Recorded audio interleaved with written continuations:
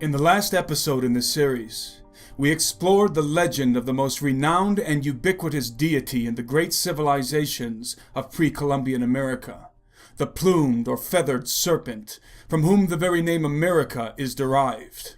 We also discussed the correlation between the worship of the serpent or dragon and heliolatry, the worship of the sun. As noted previously, the arcane devices of the sun and the serpent represent essentially the same concepts: enlightenment, knowledge, and apotheosis, and are both indicative of the same person, Lucifer. It can also be said that, esoterically speaking, the sun itself is enlightenment, and the serpent its keeper and giver. The plumed serpent deities of the Maya, Aztec, and Inca, known as Kukulkan, Quetzalcoatl, Viracocha, and Amaru, were often portrayed in human form and in stark contrast with their native subjects, having the appearance of tall, white-skinned men with golden beards and hair, and blue or green eyes.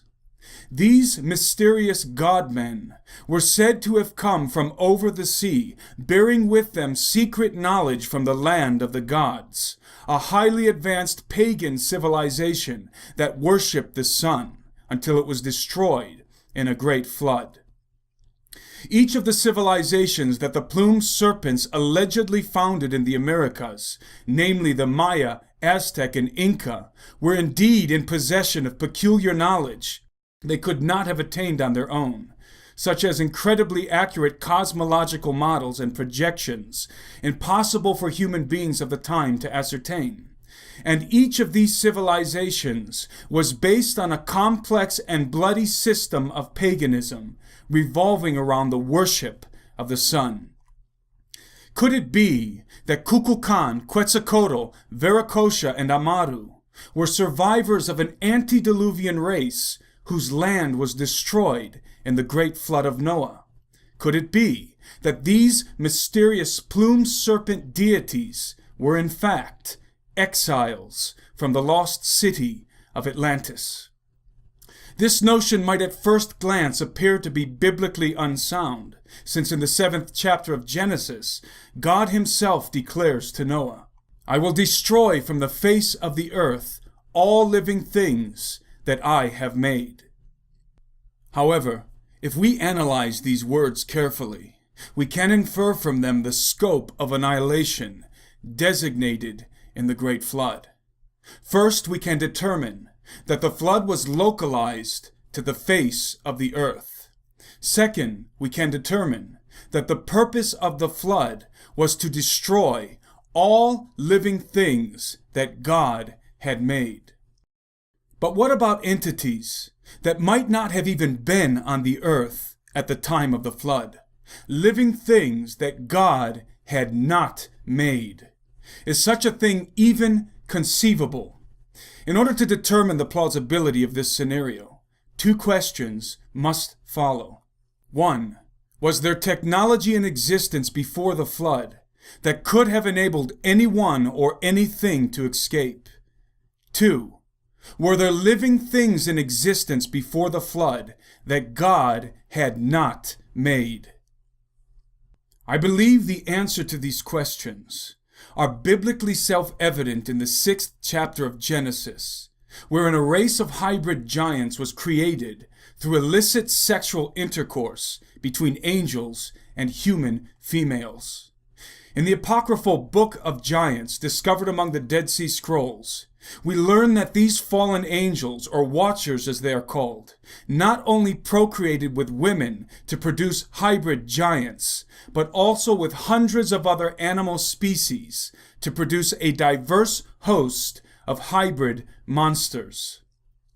These angel-human and angel-animal hybrids would have inherited some of the superhuman capabilities of their angelic fathers, such as superior strength and intellect, as well as extrasensory faculties. In addition to genetically inherited capabilities, the preeminent offspring of the angels, namely the giants, were taught forbidden secrets by their fathers, secrets concerning sorcery, astrology, astronomy, pharmacy, cosmetology, metallurgy, meteorology, and geology. At first, these sciences might have been employed to produce primitive implements for industry and war. But considering that the fallen angels descended to the earth in the days of Jared, according to the book of Enoch, and that from Jared to the flood of Noah more than 1,000 years transpired, as reckoned in the Septuagint, plenty of time was afforded the antediluvian hybrids to develop advanced technologies, even far surpassing those of our 21st century. Keep in mind that before the Industrial Revolution, the world was still primitive, technologically speaking. Within 100 years, mankind went from riding in horse-drawn carriages on the cobblestone streets of antiquated cities to traversing the surface of the moon in dune buggies and building space stations in orbit around the Earth. It is essential to understand that the hybrid offspring of fallen angels were unsanctioned and illegitimate life forms. In other words, they were living things not made by God. It is my hypothesis that the hybrids of the pre-flood world, under direct tutelage of their angelic fathers, had indeed developed a level of technology that could have enabled some of them to escape the great flood of Noah. Perhaps the best evidence of this stupendous claim is to be found in the timeless legend of Atlantis. The legend of Atlantis was not invented by Walt Disney. The story of the rise and fall of both the city of Atlantis and the great Atlantean Empire has been passed down in one form or another through the oral traditions of many diverse cultures all over the globe. Though the names and details may differ from one people group to another, the common thread of a technologically advanced antediluvian civilization that was destroyed in a great flood can be traced through nearly all of them. The most famous and detailed account of the fabled Atlantis comes down to us from the 4th century BC in the form of Plato's unfinished work, Critias. In the Critias, Plato recounts a dialogue between Solon of Athens and an old Egyptian priest of the goddess Neith, Athena to the Greeks, in the district of Sais. The tale, which was of great length, began as follows. I have before remarked in speaking of the allotments of the gods, that they distributed the whole earth into portions differing in extent, and made themselves temples and sacrifices. And Poseidon, receiving for his lot the island of Atlantis, begat children by a mortal woman. He also begat and brought up 5 pairs of male children, dividing the island of Atlantis into 10 portions. He gave to the firstborn of the eldest pair his mother's dwelling and the surrounding allotment, which was the largest and best, and made him king over the rest. The others he made princes, and gave them rule over many men and a large territory. And he named them all. The eldest, who was king, he named Atlas, and from him the whole island and the ocean received the name of Atlantic. According to Plato's account, Atlantis was ruled by 10 kings, whose father was a god, but whose mother was human. What Plato does not reveal is that these 10 hybrid kings of Atlantis were giants. The Egyptians were not the only civilization to keep a written record of Atlantis. The mystery schools of the Far East have long concealed a secret knowledge of the once great empire that existed in the old world before the flood. In her voluminous work, The Secret Doctrine, Theosophist Helena Blavatsky translates the following stanza from an ancient Tibetan manuscript called the Book of Dizion. They, the Atlanteans, built great images 9 yatis high or 27 feet, the size of their bodies.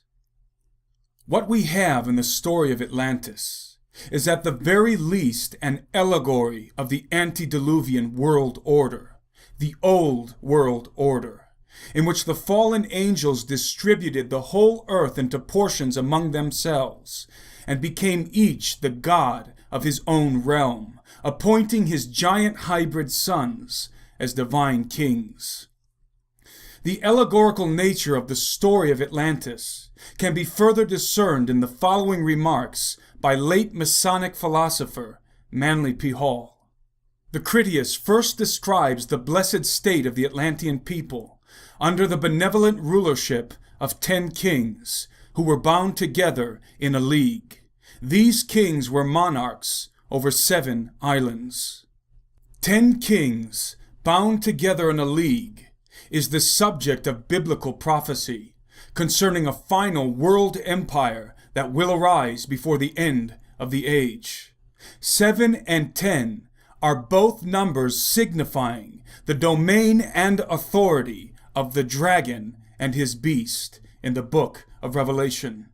And another sign appeared in heaven. Behold, a great, fiery red dragon, having 7 heads and 10 horns, and 7 diadems on his heads. I will tell you the mystery of the woman and of the beast that carries her, which has the 7 heads and the 10 horns. The 10 horns which you saw are 10 kings who have received no kingdom as yet, but they receive authority for 1 hour as kings with the beast. Geographically speaking, the earth is divided into 7 divisions of land, or continents. The 7 islands of the Atlantean Empire serve as a symbolic representation of the 7 continents of the earth, and therefore of world dominion. Atlantis epitomizes the old world order, in which the gods mingled themselves with the seed of men, and generated hybrid offspring to rule the earth. What is most intriguing is that the coming new world order, like Atlantis, may in fact also be ruled by 10 hybrid kings. This Atlantean scheme seems to be predicted in the 2nd chapter of Daniel, in which King Nebuchadnezzar has a dream of a great statue, the head of which was made of gold, the chest and arms of silver, the midsection of bronze, the legs of iron, and the feet of iron mixed with clay. The statue's compartmentalized sections, cast in distinctive metals, signify 5 world empires that would arise before the end of the age. The last of these empires, depicted in the feet of the statue, has 10 toes, which, like the 10 horns of the dragon and the beast, represent 10 kings that will rule the earth at the end of the age. But these are not 10 ordinary human kings. The feet and the toes of the statue are made of iron mixed with potter's clay. Potter's clay is often used as a metaphor for the human race, since, in contrast with heavenly beings, man was formed in the hands of God from the substance of the earth, just as a potter forms his clay. But now, O Lord, you are our Father, we are the clay, and you are potter, and all we are the work of your hand. The analogy of iron mixed with potter's clay in the feet and toes of Nebuchadnezzar's statue is twofold. First, it represents a fractured kingdom. And whereas you saw the feet and toes, part of potter's clay and part of iron, the kingdom shall be divided, but there shall be in it of the strength of the iron, for as much as you saw the iron mixed with miry clay. And as the toes of the feet were part of iron and part of clay, so the kingdom shall be partly strong and partly broken. But the iron mixed with clay analogy does not stop there. It continues. And whereas you saw iron mixed with miry clay, they shall mingle themselves with the seed of men, but they shall not cleave one to another, even as iron is not mixed with clay. And in the days of these kings shall the God of heaven set up a kingdom which shall never be destroyed. The second meaning of iron mixed with clay, in the context of Nebuchadnezzar's prophetic dream, is that the 10 kings of the final world empire, as prefigured in the 10 kings of Atlantis, will be hybrids of some kind. And the same can almost certainly be said of the citizens of their kingdom, since not just the toes, but all of the feet are comprised of iron mixed with potter's clay. Perhaps the mark of the beast, which will be compulsory for the citizens of his empire, will have more to do with genetics than microchips, more to do with bearing the genetic markers of his image within one's genome than merely bearing an external mark on the right hand or forehead.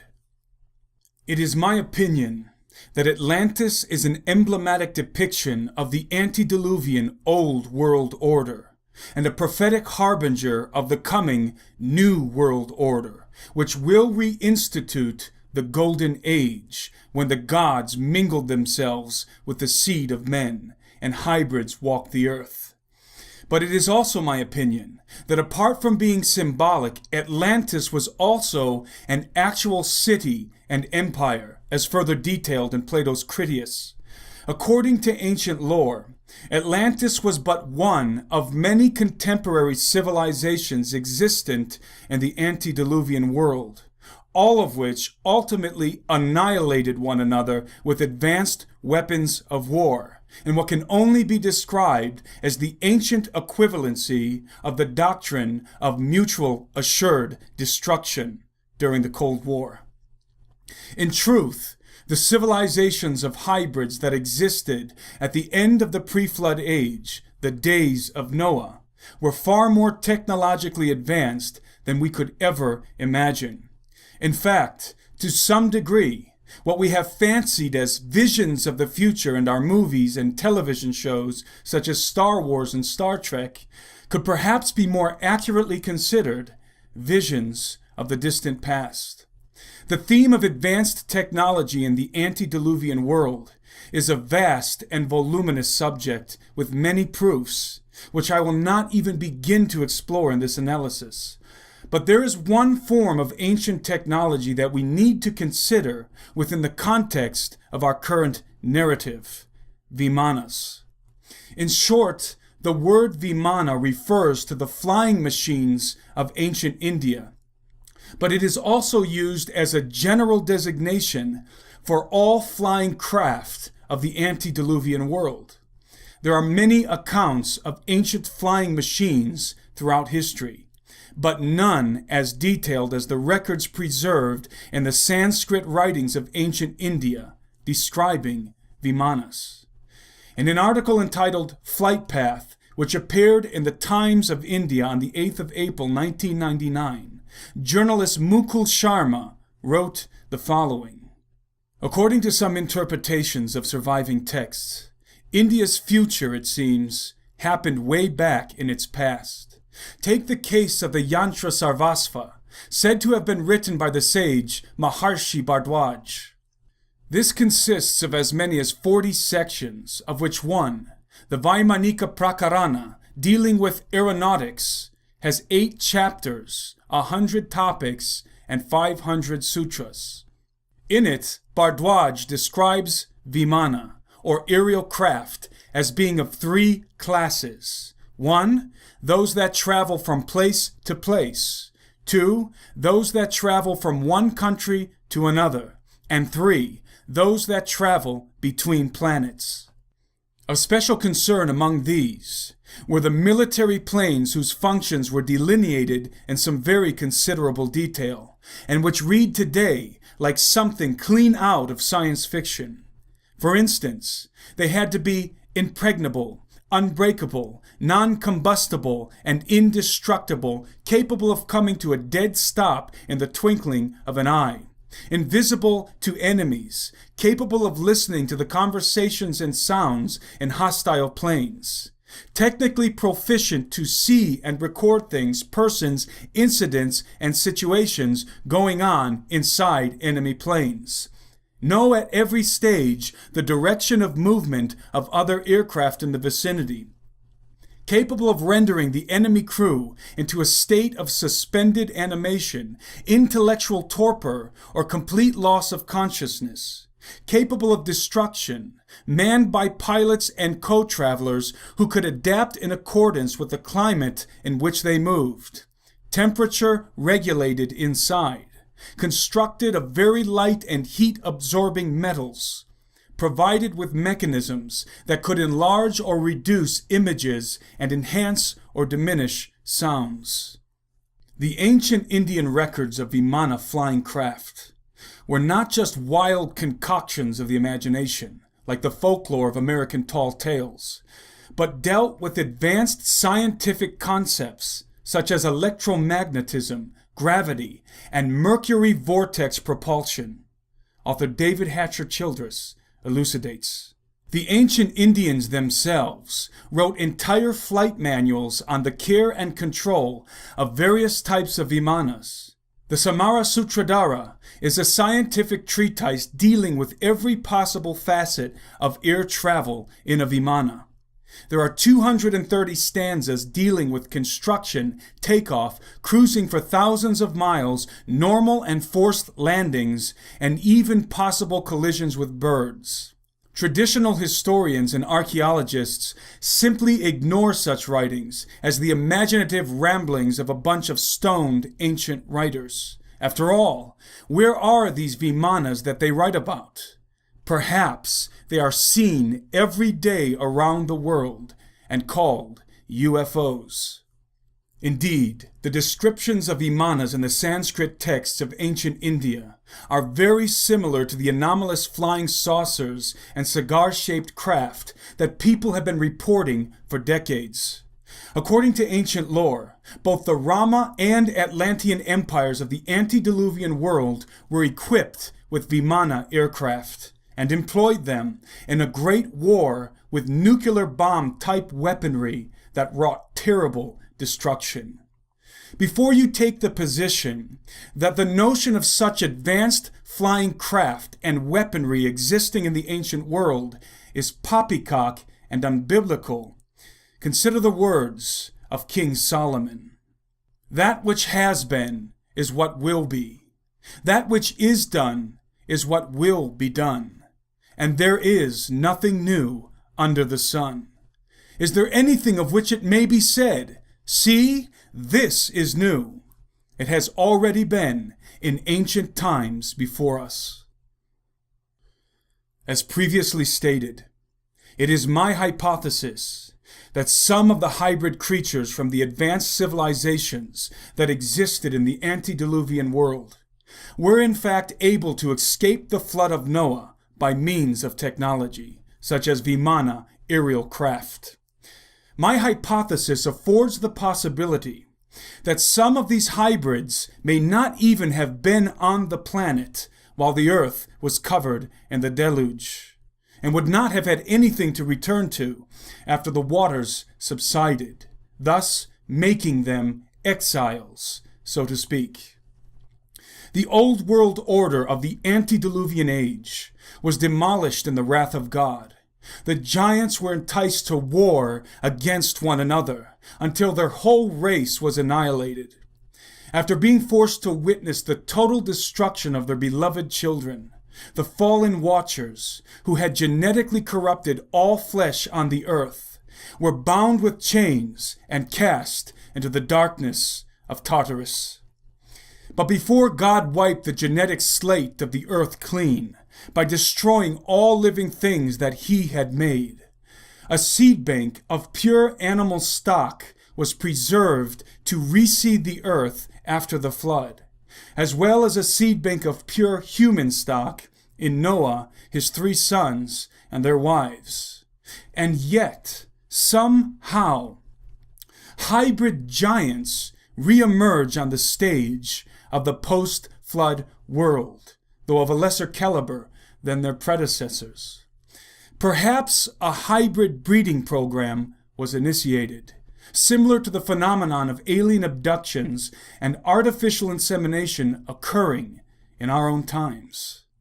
I posit that after the flood, Lucifer adopted the exiled hybrid races as agents of his own designs, emissaries of deception and ministers of the Luciferian doctrine.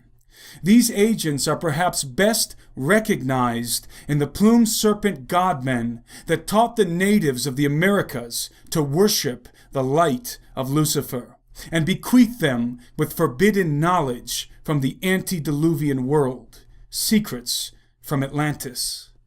Indeed, the esoteric mystery schools have dubbed these agents of enlightenment with the fitting titles of sons of the dragon and serpents.